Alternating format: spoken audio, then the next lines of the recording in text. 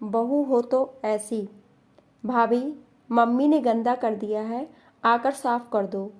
छोटी ननद की आवाज़ आई तो वह हड़बड़ाई सी आटा गूंथना रोककर हाथ धोकर सास के कमरे में भागी।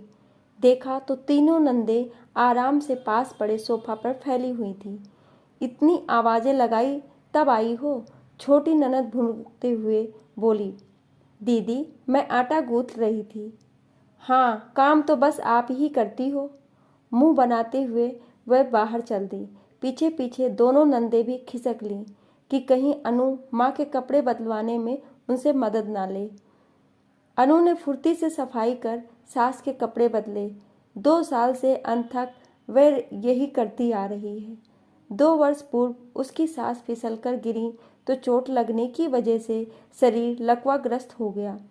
अनु की तीमारदारी से सुधार तो हुआ, पर निचला हिस्सा संवेदन शून्य ही रहा। लिहाजा उनके दैनिक कर्म अनु ही कराती और सफाई करती। खान पान में थोड़ी भी बदपरहेजी से सास को लूज मोशन होने लगते या फिर बार बार पेशाब आता। तब अनु की जान पर ही बन आती। सास की तीमारदारी में लगे लगे वह खुद को भूल चुकी थी। सास की सफाई के बाद उनके कपड़े धोकर डाले, फिर दोबारा नहाकर किचन में पहुंची तो देखा बड़ी ननद बड़बड़ा रही है। अनु, 10 बजने आए और तुमसे अभी तक नाश्ता नहीं बन सका? हद होती है कामचोरी की। मैं अभी बनाती हूँ दीदी। सब्जी तो छौंक दी थी, आटा गूंथ रही थी कि मम्मी जी की सफाई के लिए जाना पड़ा। अभी पराठे सेकती हूँ। तुम तो रहने ही दो। माँ का बहाना कर तुम अपनी भड़ास इस तरह निकालती हो। नंदों का आना भा नहीं रहा है तुम्हें। ठीक है भाई, अब खुद ही बना लेंगे, खा लेंगे। तुमसे तो हो ही नहीं रहा है। अपमान से जल उठी अनु आंखें छलछला आई। चुपचाप पराठे सेकने में जुट गई। 10 दिनों से दोनों बड़ी नंदे बच्चों समेत मम्मी को देखने आई हैं। सास ससुर, पति और एक छोटी ननद के अलावा अब दोनों नंदे और उन दोनों के 2-2 बच्चे भी थे, जिनका ख्याल अकेले अनु को ही रखना था। छोटी ननद अभी पढ़ रही है, लिहाजा काम में कोई हाथ नहीं बटाती। अनु जब से ब्याह कराई है, दूसरे ही दिन से घर के कामों में ऐसी जुटी कि फिर कभी फुर्सत ही नहीं मिली। जी जान से सबकी सेवा करती, लेकिन सास रमा देवी के मुख से कभी उसके लिए तारीफ के 2 शब्द नहीं निकलते। वह हमेशा यही कहती, कुछ भी कर लो, बहू कभी बेटी नहीं बन सकती। बहू और बेटी के बीच का फर्क का अक्सर उसे एहसास होता। जब भी किसी भी चीज़ का बंटवारा होता तो हर चीज़ बेटियों को मिलती और सबसे कमतर अनु को। सास ने बीमारी के चलते कुछ सोचकर एक दिन जेवरों का बंटवारा करने का निर्देश बड़ी ननद को दिया। उनके आदेश और इच्छा अनुसार सभी गहने तीनों बेटियों में बराबर बांटे गए और अनु के हिस्से आई एक पतली सी चेन, वो भी सास पहनी हुई थी। वो उसे अभी नहीं मिलनी थी। अनु कट कर रह गई। यूं उसे जेवरों या पैसों का लालच नहीं था, लेकिन बंटवारे में बेटियों के हिस्से सब कुछ और बहू के हिस्से सिर्फ कर्तव्य। ये देखकर वह आहत हो जाती, पर फिर भी वह चुपचाप अपनी जिम्मेदारियां निभाए चली जा रही थी।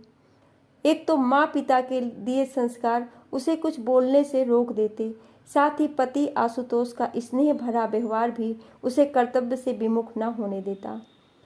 आशुतोष सब समझते थे, पर माँ के आगे बोलने की बदतमीजी वह नहीं कर सकते थे। ना ही इसकी इजाज़त उन्होंने अनु को दी थी। बस इसीलिए वह चुप होकर सब सह लेती, इस सोच के साथ कि चलो पति तो समझता है ना, कभी तो दिन बदलेंगे, सास भी उसको समझेगी। जब से सास बिस्तर से लगी वह मायके भी नहीं जा पाई। सगे और इकलौते भाई की शादी हो गई। मायके वाले उससे मनुहार कर करके थक गए। भाई बेचारा जो उसे लिवा लाने आया था, उसे अनु ने अकेले ही वापस भेज दिया था। कैसे जा सकती थी वह? कौन करता सास की सेवा? नंदे वैसे तो साल में 4-5 बार आ धमकती माँ को देखने के बहाने, पर काम के समय न आ पाने के उनके अपने बहुत बहाने थे।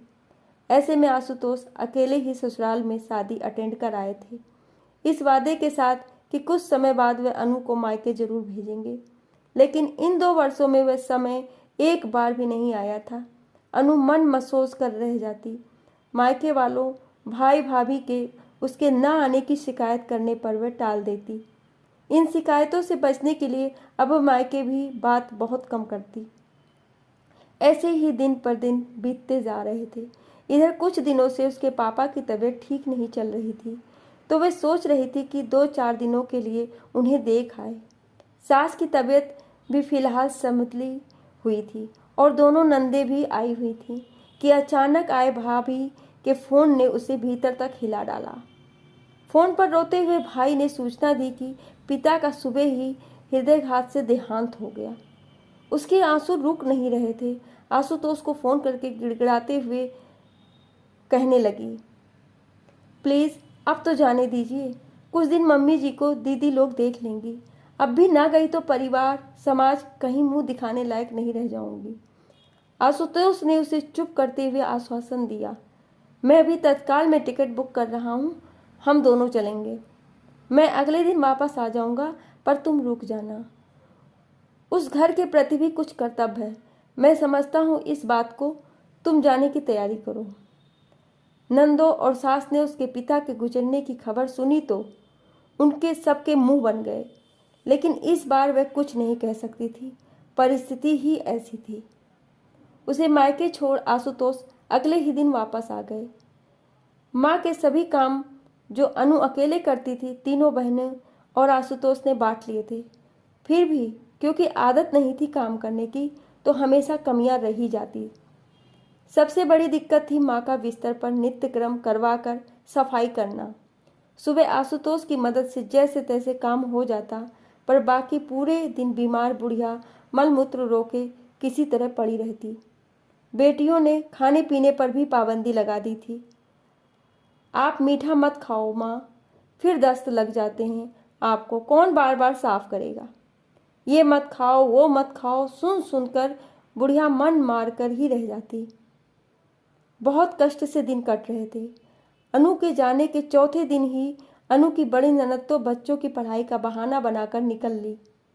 छोटी ननद ने मछली को अल्टीमेट्स दे दिया, आप नहीं जाओगी बहाना बनाकर, बड़ी दीदी की तरह। मैं कैसे संभालूंगी माँ को। भाभी मत समझना मुझे, मैं नहीं कर सकती इतना काम। सास सब सुन रही थी, समझ रही थी।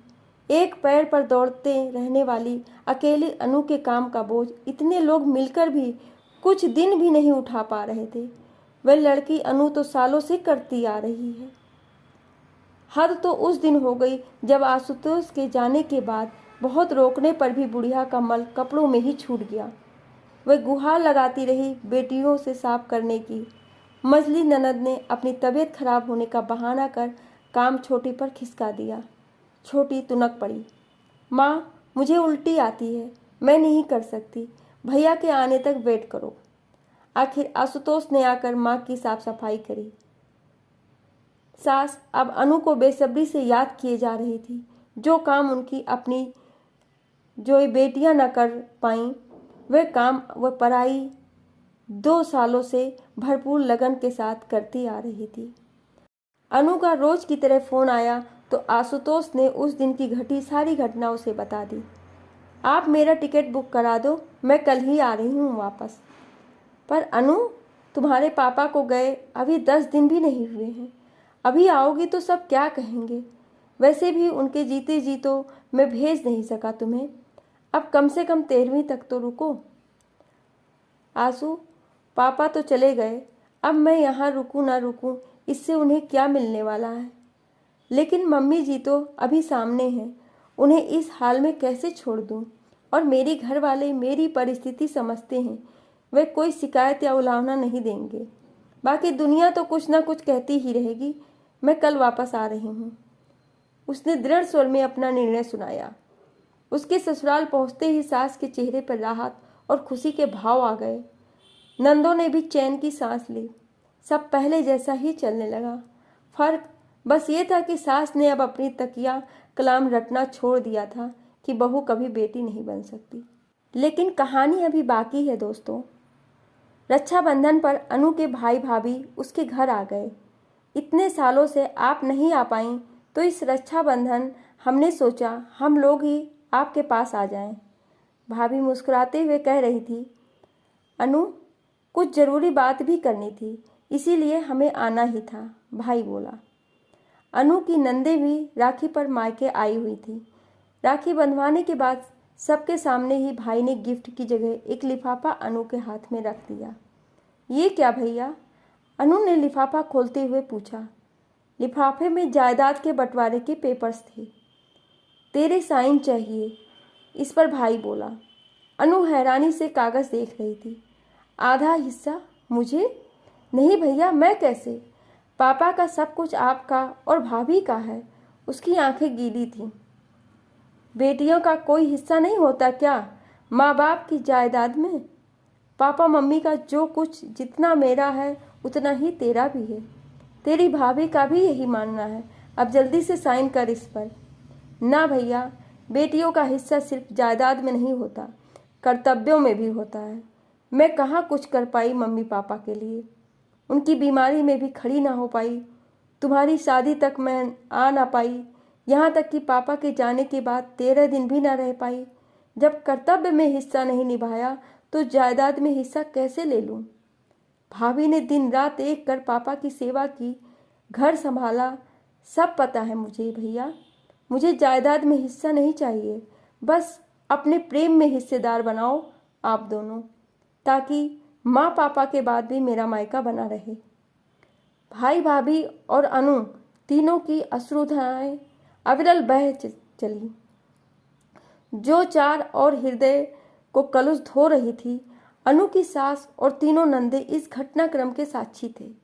उन्हें आज आभास हो रहा था कि असल खजाना भौतिक संसाधन नहीं, बल्कि वह आत्मीयता और प्रेम है जो अनु और उसके भाई भाभी के बीच है। अनु को कभी इस तरह गले लगाना तो दूर, उन लोगों ने उसके सेवा भाव और लगन की कभी सराहना तक नहीं की थी। भाई के सीने से लगी अनु के कानों में जैसे ही सास की पुकार पड़ी, वे सब भूल उनकी ओर लपकी। क्या हुआ मम्मी जी, कुछ चाहिए? ना बेटा, बल्कि कुछ देना है। अपना एक हाथ बमुश्किल उठाकर उसके सर पर रखते हुए सास बोली, आशीर्वाद देना है तुझे। सबको तेरी जैसी बहू मिले, बहू हो तो ऐसी। अनु हैरत के साथ साथ खुशी से रो पड़ी। तीनों नंदे भी कह उठी, भाभी हो तो ऐसी।